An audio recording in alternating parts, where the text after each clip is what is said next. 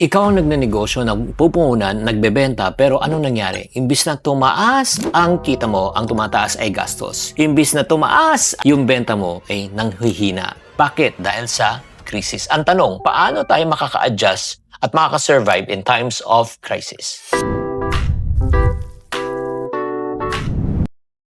Pag-uusapan po natin ang isang real problem, yung mga negosyante. Paano tataas ang kita sa panahon na syempre may mga taghirap? Sa video na ito, pag-uusapan natin 7 practical strategies kung paano ka makasurvive sa crisis. Number 1, alamin mo yung numbers mo.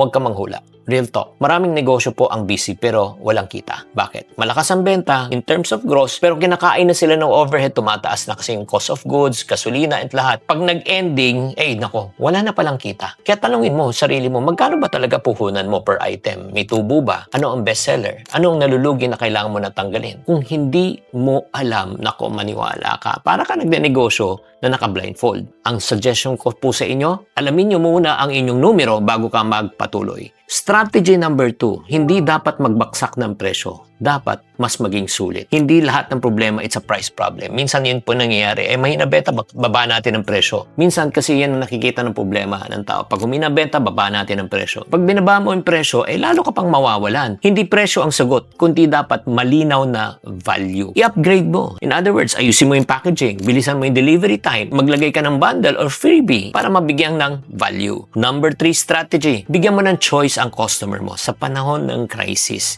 Hindi naman sa nawawalang customer, nagbabago lang budget nila. Gusto nila bumili. So, ang gagawin mo, di ba? Kunyari, meron ka ng presyo ngayon ng regular. Ang gawin mo, gumawa ka ng small size budget meal. Kung regular mo dati 100, baka pwede kang gumawa ng small size version na 75. In other words, binaba mo yung price. Pero, syempre, based on bite size. Ganun din. Pwede ka mag-bundle, pwede ka magtingi, pwede ka mag-starter package. Ang daming way. Strategy number 4, tanggalin mo na ang mga sayang. Ano ba yung mga produkto na hindi gumagalaw? Sino yung mga tao na kailangan mo na talagang tanggalin dahil wala namang ginagawa kundi sumweldo lang? Strategy number 5, bantayan mo ang iyong cash flow. Oo, check mo. Meron ka bang collection? May pambili ka ba ng next stock? Nakakabayad ka ba on time? May natitira pa ba after your expenses? Strategy number 6, huwag kang maghintay ng customer. Ikaw dapat ang lumapit. Kung matumal, huwag kang maupo. Gumalaw ka. Message your old customers. Mag-post ka daily kung online. Sumali ka sa village or community groups o gumawa ka ng referral system para dumami pa ang iyong benta. Last strategy,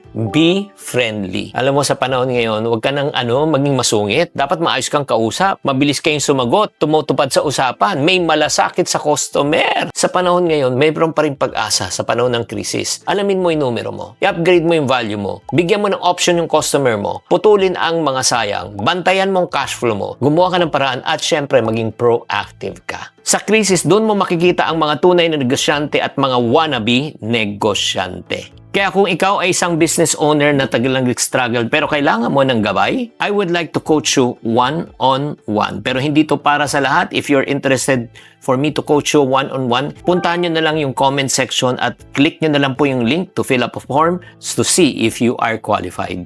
Sana man nakatulong po tong episode na ito. Tatandaan, tamang karunungan, tamang disiplina ang susi sa pagyaman. Chinky Tan, with over 6 million Facebook followers, 2.8 million YouTube subscribers, and 2.4 million TikTok fans, is now all out to share with you the most practical, simplest path to lasting wealth.